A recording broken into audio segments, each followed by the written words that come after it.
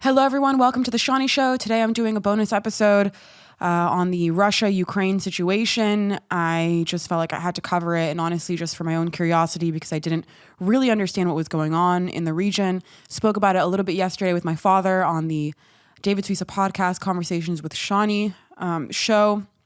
And I just had so many questions afterwards, so I spoke to him and I said, can we get somebody to come on the Shanni Show so I can just pick their brains and see what's going on here? There's just so much at play, so many factors, so many different dynamics between countries, and it's a lot. It's definitely a lot. But I brought on Dan Schnur, who's a fantastic analyst. He's a professor at so many different universities. He's really just a highly esteemed and highly accredited political analyst in this space. So really pleased that he was able to join me. He has an amazing piece in the Jewish Journal, which discusses this sort of post-Cold World era. We do discuss that a little bit in the episode. We also talk about it towards the end, where we talk about what he mentioned in his article about this tripolar world that we're living in, which, you know, the new world powers really are China, Russia, and the US. So we discuss that. We discuss how this affects Israel and its interest with both Ukraine and Russia. We discuss, what Biden did throughout this process and leading up to what is now full-fledged invasion from Russia into Ukraine. We also spoke about what happens in Crimea. I don't think I'm saying that right, but we do speak about what happens there, or what happened there in 2014, and how that sort of ties into now. We really cover a lot of bases. We also talk about NATO and how that is sort of affecting everything here. There's just a lot of moving parts. And you know what? Honestly, by the time I release this information, we did record it today, Friday, February 25th. We recorded at 9 a.m. I'm just letting you guys know that because by the time I upload it, which will probably be around, 11, maybe 12, maybe even a little bit later in the afternoon. And I do believe that the news will have changed by then. So much is happening. Every hour there is breaking news on this situation. So, it might not be the freshest information by the time it updates. That's just really the sort of situation that we're in now. Things are changing at the drop of a hat. And even on the show, Dan says that Putin, however you want to say his name, does actually release a statement saying he's willing to talk. What that means or how that's transpired now since the news came out, which was right before we started recording, I have no idea. It's really a crazy situation. I just want to recommend some resources as well to get informed on what's happening over there. I'm going to drop them in the episode description. There was a great lecture by Pozner that's available on YouTube, which dives deep into this idea of how the US and the West in general sort of created the current Vladimir Putin that we all know today, and his temperament and the moves he's made. So that was a really great lecture. Also, of course, the Dan Schnur article on the tripolar world that we're living in. And then he also has a webinar that he does, which I'll be linking in as well. It covers a lot, and we can't possibly expect anybody to keep up with all of the news and read every single bit of information that's going on out there. So I hope that I give you guys a little window into all of the different segments at play here. And I hope you don't enjoy this episode because it's a really sad situation, but I do hope you get something out of it. So thank you.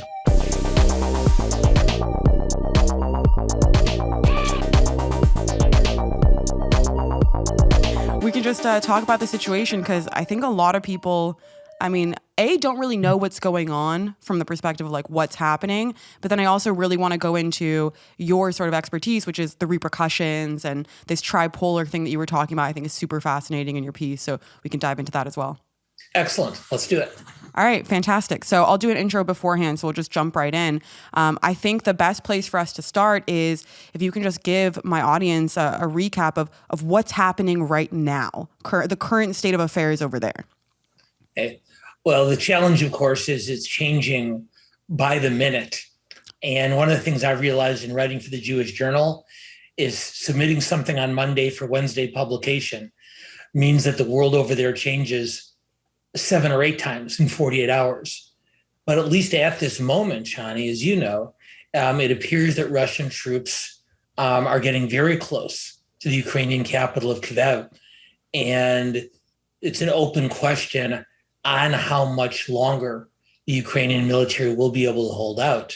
Real challenge going forward for the Russians is less about vanquishing the Ukrainian military in a conventional war the Russian troop size is far, far greater, and their capabilities are much, much greater as well. The real challenge will be with an ongoing insurgency. They call it the porcupine approach, the idea of making it as prickly and as difficult for an invading power to swallow. Both the U.S. and Russia experienced this in Afghanistan in the recent. In what way? Can you explain that? Oh, sure. Basically, the idea is a conventional military confrontation between Russia and Ukraine, unfortunately, is overwhelmingly one-sided. But just as was the case when the U.S. and before that, the Soviet Union tried to occupy Afghanistan, the ongoing resistance, the sort of asymmetrical warfare of guerrilla attacks, of civilian resistance, of other types of pushback, can make it untenable for an occupying power to continue to occupy. So the military conflict we're seeing right now is heavily weighted in Russia's favor, but it really is only the first stage of something that's likely to continue for a much, much longer period of time. So essentially, Ukraine would need to fight smarter, right, than harder, because they just can't fight harder than Russia. Well, obviously, they need to do both. And I think unlike in 2014, where Ukrainian civilians with little or no military training put up a very, very small amount of resistance to Russian aggression then, the Ukrainian military really has built up to impressive levels over the last 8 years. That said, compared to the Russian military presence, as I said earlier, it really is an almost hopelessly one-sided battle. So you're talking about what happened in Crimea, right? Yes. Does that have anything to do with what's happening now? I mean, was that at all related to the current conflict? It did. And that's a really smart question to ask, because a lot of us, just because we're so fascinated by the present, tend to look past the historical perspective. And Shanni, you're asking exactly the right question, which is the better way to think about this is as another in a continuing set of steps by Putin and the Russian leadership to reclaim territory that they believe is rightfully theirs. In Crimea, before that in Georgia, in Belarus, and in some of the eastern regions of current day Ukraine. Over the years, the Russians have steadily tried to encroach, and this is the most visible and the most aggressive, but it's one of many such steps. So do you feel like what Putin is doing now, is it a strategic play where he's over this, he's sort of looking at the current situation as an opportunity to continue his plan, which he had all along, which was to essentially take over Ukraine and to take over all of these territories and these areas? Or, is he just using the current situation to sort of give almost like a reasoning behind it? Well, another really smart question, and I'm a little bit reluctant to try to mind read Vladimir Putin. You mean you can't mind read Vladimir Putin? A lot of smarter people than me have tried and failed, so I'm certainly not going to try. But what I would say is this: there are two parallel things going on right now with Putin and Russia. One is Ukraine, which Putin and many other members of his leadership team do believe is a part of Russia, always has been, and if not for historical aberration, would have never stopped being a part of Russia. So they're simply, for Putin reclaiming Ukraine is like us reclaiming Texas. Oh, okay. But there's another school of thought, and we'll find out in the next couple of weeks, which is more valid, that Ukraine is really just an excuse for Putin. That while on one hand, he doesn't want to see it westernized because he believes that Russia needs a buffer between itself and the West. But also there's this school of thought that Ukraine's just an excuse. And essentially what Putin is really trying to do is resurrect the security architecture of the Cold War and to take all the other Soviet client states outside of Russia that have either moved to the West or maintained some level of neutrality since the 1990s. He wants them back. And Putin has said publicly that he believes that the dissolution of the Soviet Union was the greatest geopolitical tragedy of the last century. And at age 70, it's reasonable to assume that he's thinking about his place in history. And if he can be the person to reunite the Soviet Union, even under a different name, that's the way he'd be remembered for centuries to come.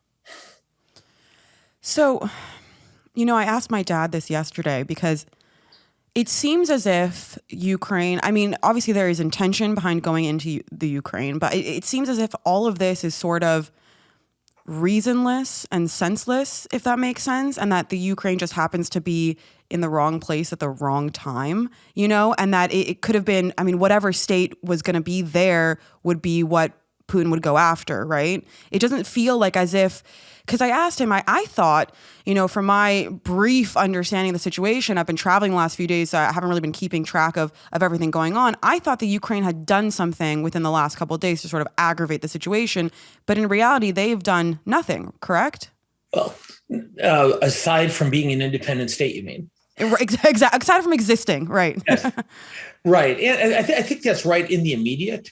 That said, there is some back and forth bickering between the two countries that goes back into the early part of last decade. The then Ukrainian president attempted to sign a trade deal with the European Union. Putin got mad. He threatened to get in the way of Ukraine-Russia trade, and it just sort of escalated from there. And what makes it more complicated, as you and your audience know, Shanni, is the Trump's involvement in the country over the last several years has complicated things even further. So at the same time, you have struggles within Ukraine between pro-Russian and pro-Western forces. All of a sudden, there's Trump and his agents creating an additional set of complications. And Biden, who is certainly not as respectful of Putin as Trump is, comes in the aftermath of that, and the tensions ratchet up to another level. So can you explain, maybe dive deeper into what Trump's involvement was and the complications that sort of brings up? Boy, I don't know if we have enough time for that, at least not today. But the very short version is that Trump's chief political advisor, Paul Manafort, was very involved in helping the pro-Russian Ukrainian leader for a period of time. And that's not uncommon. American political consultants in both parties engage in international campaigns. Frankly, it's a lot more profitable than doing campaigns in the United States. What was unique here is that Manafort was involved for a Ukrainian leader who is very ardently pro-Russian. At the same time, or actually prior to that, then Vice President Biden's son, Hunter Biden, was involved in the Ukraine in a series of business ventures, which Trump and many of his allies alleged were done by pro-Russian Ukrainians trying to curry favor with then Vice President Biden.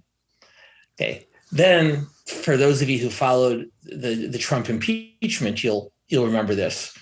Trump tried through a variety of reasons to influence the current Ukrainian leadership to turn over information to him that it would implicate the Bidens in inappropriate activity. That led to Trump's impeachment. Anyway, we're opening all sorts of conversations, Annie. Unless you want to turn this into a telethon, we probably ought to get back to the current situation. I can call Chabad. We can organize the telethon right now. It is really interesting, and there's so many moving parts, and something that I feel like, for sure, your expertise in terms of just the repercussions and what this means for all of the other countries at play. I'd love to dive into that because it's just so complicated, right? Israel, and we can talk about Israel now. Their position in this is pretty crazy because they're sort of building these relations with Russia, and Russia has, its presence in is Afghanistan or Syria?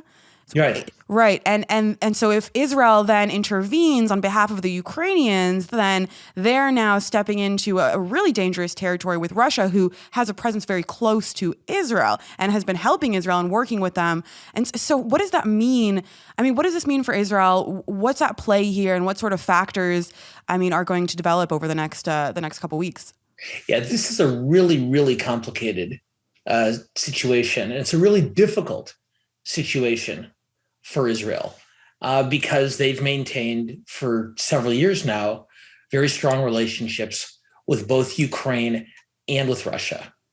And for years, as your fathers in my generation will remember, the relationship between Israel and Russia was very tense and very confrontational. The Soviet Union tended to share side with the Arab countries through most of the latter half of the 20th century. When Netanyahu was leader, he understood the benefits that Israel would realize from a stronger relationship with Russia, particularly, as you mentioned a moment ago, in Syria. And the two countries have coordinated there in a way that's been to the benefit of both Israel and Russia. So at the same time, that first under Netanyahu and now under Bennett, that Israel's had really strong relationships with Russia. It's also had really strong relationships with Ukraine. And it's been left in this absolutely no-win situation of having to figure out how not to pick a side. And I joked earlier about the challenge of writing a column on Monday that published on Wednesday. Well, on Monday, in this week's Jewish Journal, tell your dad I gave him a free plug, the must-read Jewish Journal. On Monday, I submitted a column to him about how Israel really hadn't taken sides in in this what was then a standoff as opposed to a full-on war. Over the course of the next couple of days, Israel's leaders began speaking out on this, just because as low-grade tensions turned into all-out war, there was no way around it. And even as of last night, and even as of Thursday night, we saw very, very different tacks being taken by Naftali Bennett, the prime minister, of course, and the foreign minister, Yair Lapid. Lapid was very, very critical of Russia, he said the Russian attack on Ukraine is a serious violation of international order, and Israel condemns the attack. Now, Bennett had avoided that kind of language because he didn't want to anger the ally in Russia. So after Lapid does this, then Bennett puts out his statement, and all he talks about is evacuating Israelis from the region, assisting Jews who wanted to leave. He said that Israel, supported maintaining Ukraine's territorial integrity, but never even mentioned Russia. So here you have most of the United States allies lining up very clearly with Ukraine, Israel, almost out of necessity, needing to be much more cautious. Do you feel like Yair Lapid's statements were and Bennett's statements were so, maybe not so differing, but the fact that they were slightly different is because of where they fall on the political spectrum, and that, Bennett is a little bit more to the right? I think that's part of it. And I think that's really smart analysis. On the other hand, it's also the difference between a prime minister and a defense minister. So just like in an American political campaign, the vice president usually has sharper criticism of the other side than the president. In this one, I think they may have decided, I don't know, but my guess is it was less Lapid and Bennett not coordinating than rather coordinating very closely and deciding the defense minister can make a sharper comment while the person in charge needed to be more careful.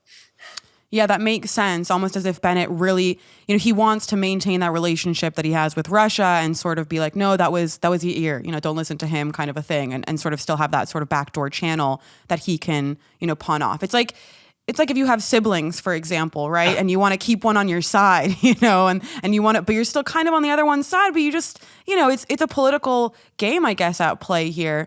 But talk to me about what Russia's interests are in Syria. Why are they even there? And how is that beneficial to Israel? Okay. So this gets even more complicated, and good thing you've got such a well-educated audience, because I don't know, it gets somewhat intricate. So when in Syria, when Assad began using chemical weapons, actually before Assad began using chemical weapons against his own people several years ago, then President Obama warned him that if he did so, the U.S. would respond forcefully. And the problem with drawing a red line on the ground is then you have to maintain it. And the Obama administration, for defensible reasons, decided not to go after Assad the way Obama had originally threatened to.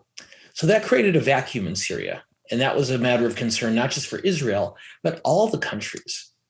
So I'm going to stop you really quickly. I just want to ask, do you think that then led to Syria and also the rest of the world taking America less seriously? I do think so. And some of Biden's more forceful critics point also to the recent pullout from Afghanistan as other evidence that a bad actor in the world might see the U.S. talking tough and then retreating. And so to give Biden credit where it's due, in this current crisis, he has been much more forceful, but he has been criticized for the way he handled the pullout from Afghanistan, and Obama was criticized harshly for the same reason. So Russia saw an opportunity, and so the U.S. had created somewhat of a vacuum in this area. And while Russia had made some ties with Assad and Syria over the years, this was an opportunity for Russia to come in a much bigger way. And so Putin, who'd been rebuilding the Russian military very assiduously over the last several years, frankly, he wanted to take it out for a spin. So by taking his newly rebuilt military to Syria, he was able to get a sense for what it was capable of, but also made Russia the go-to power in the Middle East, at least on this matter, as opposed to the U.S., who had traditionally played that role. Now, Israel, of course, as you know, needs to maintain a military presence in Syria, if only for self-defense. Of course. And Netanyahu realized that the better his relationship was with Putin and the better Israel's relationship was with Russia, the better they would be able to coordinate so that the Russian military presence and the Israeli military presence would not even inadvertently end up getting in each other's way. So that became the trigger, but the relationship strengthened for a number of other reasons as well. But Syria really was the primary motivator for that. So, I mean, it seems like Putin is just kind of, obviously he has a massive ego, but it seems like he's making a lot of moves based purely on just what he wants to do almost, right? As opposed to what kind of makes sense. So you're dealing with somebody who's not necessarily making as much sense. Do you think that came into play at all when the U.S. was dealing with Russia this last couple of weeks, trying to stop or prevent this invasion? I mean, were they thinking about that? And if they weren't, I mean, what was the strategy with the U.S. dealing with Russia, and how do you feel like they could have improved that to potentially prevent what's happening now? Well, hindsight is 2020. Of course. And Biden, and not just Biden, but the other Western leaders believed that if they threatened sufficient economic harm on Putin and on Russia through very aggressive sanctions, that they might be able to make him think twice. They also felt, and Biden actually deserves great credit for this, by broadcasting the intelligence that they had accumulated about Russian aggression that hadn't occurred yet, they were able to help shape world opinion in a way that actually has been helpful. In other words, by saying, our intelligence tells us Putin is doing this and he's getting ready to be doing that. Actually, sort of smart positioning. It's like, I don't know, for any of your listeners who were ever involved in debate in high school and college. I did speech and debate. I did, yeah. Okay, so Shanni, you know this. One of the most effective things you can do in a debate is to say, my worthy opponent is about to tell you X, Y, and Z, but here's why he's wrong. Because you undermine that argument even before he makes it, right? Right. You present their case. Right. But also present the holes in it. And Absolutely. That's what Biden and the West had been doing, which actually was very smart in terms of world opinion.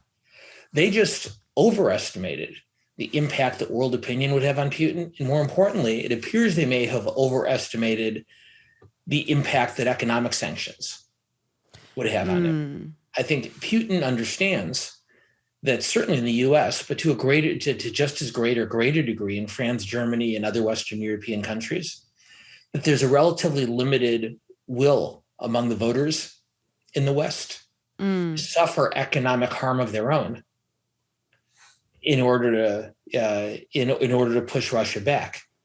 Putin doesn't have to worry about public unrest in Russia the way Macron or Schultz or Johnson or Biden does. Right. He's calculating, thinking, Biden's threatening all these really harsh sanctions, but if he goes all the way, gasoline prices in California just go up another $1 a gallon. Is Biden going to be willing to do that? So Putin's calculation was that the Western leaders, Biden, Macron, and others, just simply didn't have the political backing to be as forceful as they threatened. And it's now, who knows, a week from now, it could be completely different. A day from now, it could be completely different. But at least right now, it looks like the West felt that the threat of economic sanctions, not just against Russia, but against Putin's friends and inner circle of oligarchs, might cause him to think twice. And apparently it hasn't. So it was almost as if the West threw out a bluff and Putin called it. Yeah, pretty much. And it's interesting because, years and years ago, President George W. Bush said that when he first met with Putin, he looked into his eyes and saw Putin's soul. When Biden, and this is Biden's story, there's no way to know whether it actually happened or not, but by Biden's accounting, when he met Putin as vice president, he said, "I'm looking into your eyes and I don't see any soul." And Biden says that Putin responded by smiling and saying, "I think we understand each other, Mr. Vice President." Wow. But Biden doesn't have any illusions about Putin, the way other American and Western politicians might. But even though he, was deeply suspicious and very skeptical of Putin's motives, obviously Biden and his advisors did feel like these sanctions would have greater impact than they have had. So, you're giving Biden a lot of credit, which is, I guess, kind of unusual in the narrative that I'm seeing everywhere else. So I'd love if you could talk about why people are so harsh on him. What are the main criticisms that, are commonplace right now? Because I haven't heard many people sort of giving any credit to Biden at all. Well, I do give him some credit for releasing that intelligence to help shape the narrative. I do give him credit for being skeptical of Putin from the beginning. But the criticism, I think, comes in a couple of ways, as we talked about a little bit earlier.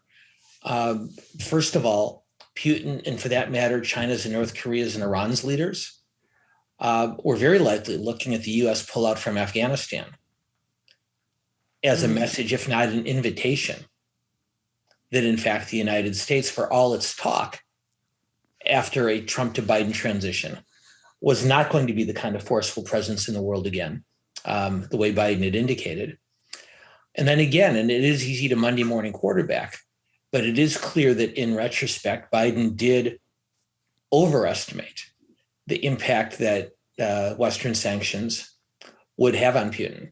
Now, it's being reported just in the last hour or two that Putin has indicated that he's open for talks. Now, we'll see whether that's the case or not.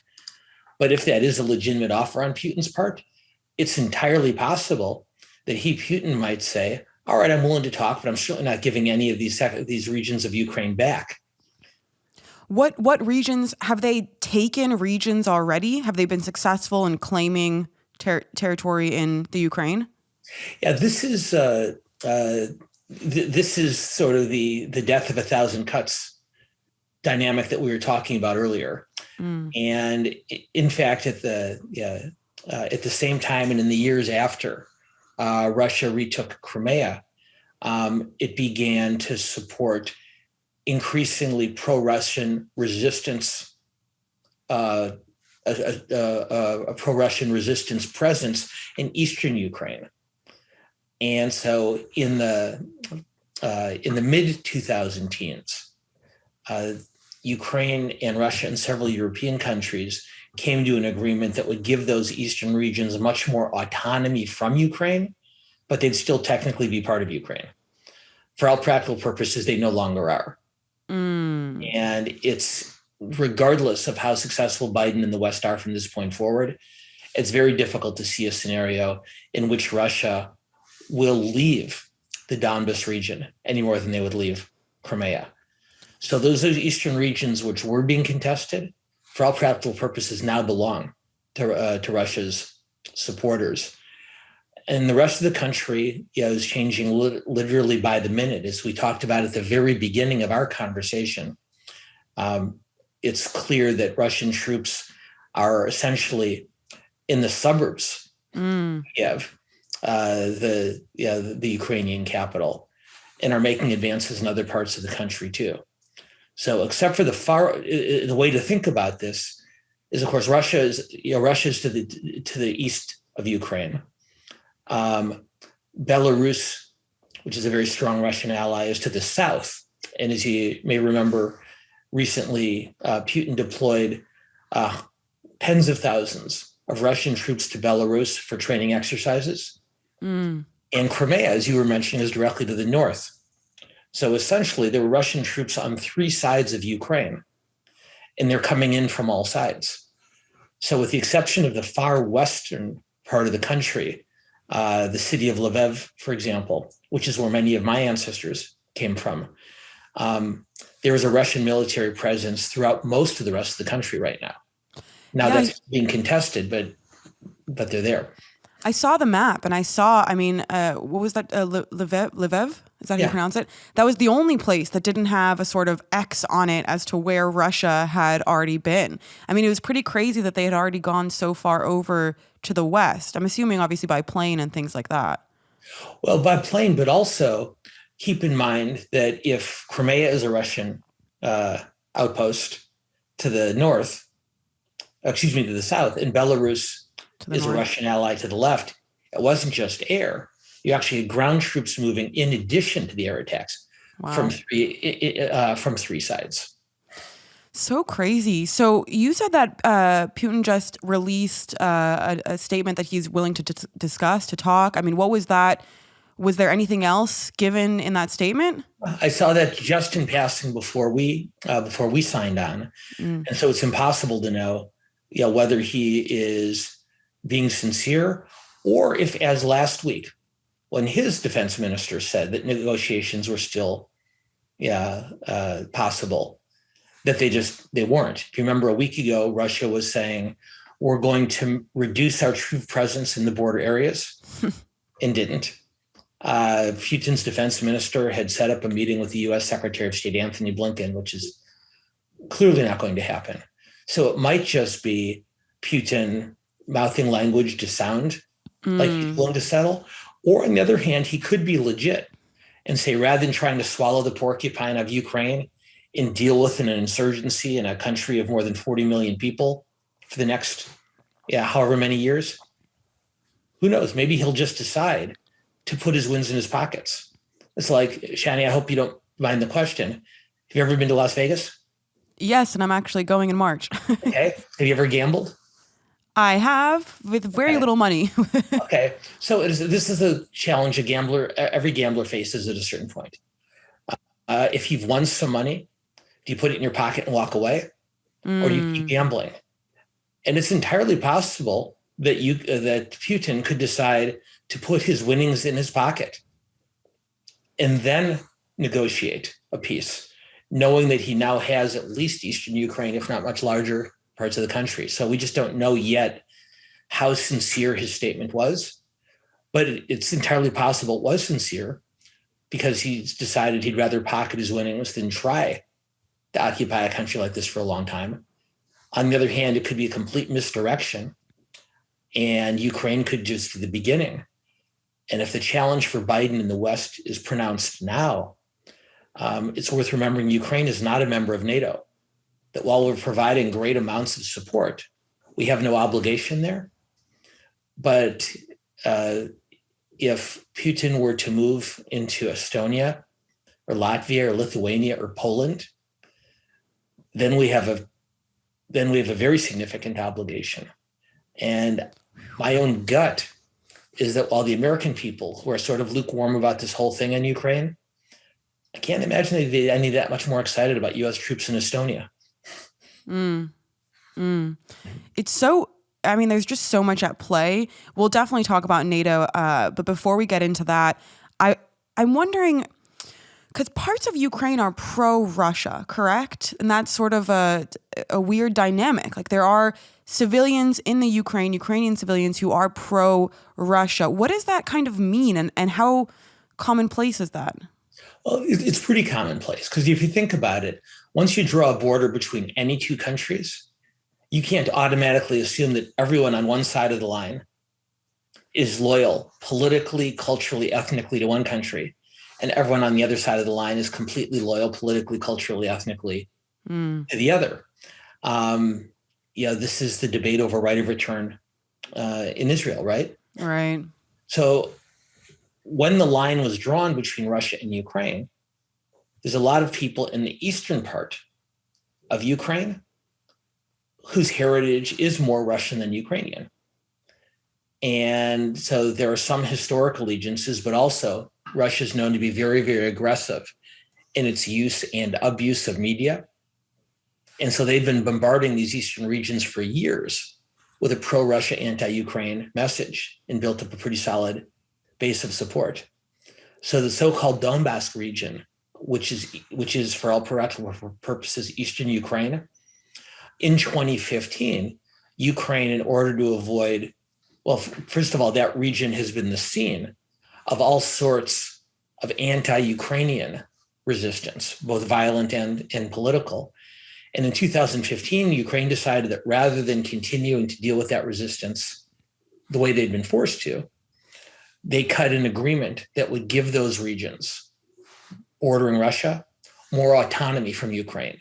They're still part of Ukraine, but they elect their own government. They have independent. They have other types of autonomy as well. And so, given the fact that it's sort of political no man's land, and there are a lot of cultural Russians. For example, Russian is spoken much more frequently in that region than in the rest of Ukraine, because it's not that far from Russia. So it's almost as if, because those regions are to some extent autonomous in a way, or at least they just have more autonomy, and because of the pro-Russian sentiment and the fact that, a lot of those people have heritage from Russia, that it's a pretty easy grab for Putin. And that now that he's grabbed it, he's for sure not going to give it back.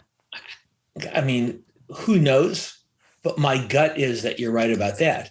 That even if Putin were to seek peace tonight, that eastern region of Ukraine is going to be a part of Russia rather than a part of Ukraine.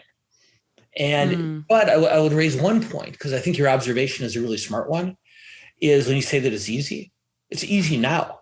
But Putin has spent many, many years building a base of political support in eastern Ukraine, not just reminding people of their historic ties to Russia, but sending a steady stream of propaganda about why this region should not be subjected, quote unquote, to Ukrainian rule. Wow. I mean, so we were talking about what happened in 2014 and even going back further, it seems as if so much of this has been at play for years and years and years, which is why, I mean, there's so much more going on in Putin's head and in this decision-making process from him. I really like that you brought up gambling, because everything about this and how he's making these moves and his sort of quote unquote diplomacy, if we can even call it that, it all seems very gambly. It seems like he's a gambler. It seems like he's either calling bluffs or making bluffs or, making moves to get people to either concede something. It's just a very interesting dynamic. And I'd like to tie this back into NATO, because I think that's something that so many people are interested about. If you can just give us a quick recap on the NATO situation, and you can make it brief. Okay. So I think you raise a couple of really interesting points, but to focus primarily on NATO, ever since the end of the Cold War in the early 1990s, NATO has been sort of aimless. In other words, NATO was founded to confront the Soviet threat in the aftermath of World War II, which it did for about half a century. Then all of a sudden, there isn't a Soviet threat anymore. And so then the logical question is, what is NATO for? And NATO got involved in Afghanistan. It was involved in Iraq. But this, interestingly enough, has sort of strengthened the ties between the NATO nations. And this is where I think Putin may have made a mistake, because he's watched Western European countries sort of drift away from the US in recent years. They're still allies, but not nearly as strong as was once the case. Macron talks a lot about how Europe needs to be responsible for its own security. Merkel and now Scholz in Germany have kept their distance from the US. So I think Putin may have estimated that the fissures within NATO would give him an advantage. And so probably Biden's greatest accomplishment to date and Putin's most noticeable shortcoming has been how Putin's threats have reunified NATO for the first time in many years. And the challenge for Biden going forward is to what extent he can keep NATO unified. If he can keep them united in a strong front against Putin, then this could resolve itself in a way that's good for him and for the US and for the West. If as time passes, and Putin is much more invested in this than a lot of Western voters and therefore a lot of Western leaders, if those relationships begin to fray a little bit, then it becomes much harder for Biden. Because as soon as Germany, for example, decides that their energy needs are more important than continued unity through months of conflict, then Biden's in a much, much tougher spot. And what we haven't even gotten to, and maybe we'll have to do this on another conversation, is we haven't even talked about China. I know. I wanted to get into that as well. So, and of course, there's growing concern that not only is China allying itself more and more closely with Russia through this, but might try to take advantage of a distracted US to become more aggressive in the Pacific. Whew, so many moving parts, Dan. It is just crazy. I know we have to wrap up soon. I do want to just direct people to your article in the Jewish Journal. Of course, it was written before Russia invaded, although published after. And there are corrections at the top of the article, but it was a really interesting analysis on this idea that you put out there of the tripolar global ecosystem that we're living in now, right? Between Russia, China, and the US. Yeah, if I can do another shameless plug in addition to my plug for the Jewish Journal. Please. I host a webinar monthly for the LA World Affairs Council. The next one is Tuesday night, March 1st. Okay. When we did it at the beginning of February, I called Navigating a Post-Cold War World. So after the fall of the Berlin Wall and after the dissolution of the Soviet Union in the early 1990s, that became the post-Cold War world. And the US was the one superpower on the planet for a period of decades. Now we're entering a post-Cold War world, which is just as different from what we've experienced for the last 30 years as the last 30 years had been from the Cold War. And in a world in which not only China has asserted itself as a superpower, equal in many ways to the US's strength, a newly combative Russia, along with China, presents an entirely different set of security challenges for the US and the West. I think for a long time, because it's been 30 years roughly since the fall of the Soviet Union, a lot of Americans and a lot of Westerners have fallen into a false sense of security. Post-Cold War sort of peace is the way the world works. And what we're being reminded of now is that the last 30 years or so, while it hasn't been completely peaceful, has been somewhat of an aberration in world history. And generally, the great powers tend to have more tensions and sometimes hostility. So what we're beginning to experience right now is a return to historical norms that aren't quite as pleasant, as large powers do often bump up against each other. It's exactly what my dad was talking about yesterday. He was trying to explain to me just this idea of we're in a blip in history where, the global powers have been kind of nice to each other in a certain way, or, quote unquote nice, and following international laws, which was just, unheard of back in the day. And so now we're kind of going back into that. We haven't seen really a European invasion in, God knows how long, right? So this is, it's pretty insane. I think you summed it up very, very well. It is pretty insane. And because we don't know what Putin's ultimate goals are, we don't have any way of knowing how it's going to resolve itself. But I think the one thing we do know is we're not going back to the post-Cold War era. We might not know what the post-Cold War era looks like, but we've already crossed that river. Yes, we have. All right. Well, thank you so much, Dan. I really appreciate your time. And I will put all the links to everything as well inside the episode description. So if you want to send me a link to your webinar or any information on that, send it over and I'll add it to the description as well. Thank you so much. Thanks so much for having me. I really appreciate it. Of course. Thank you.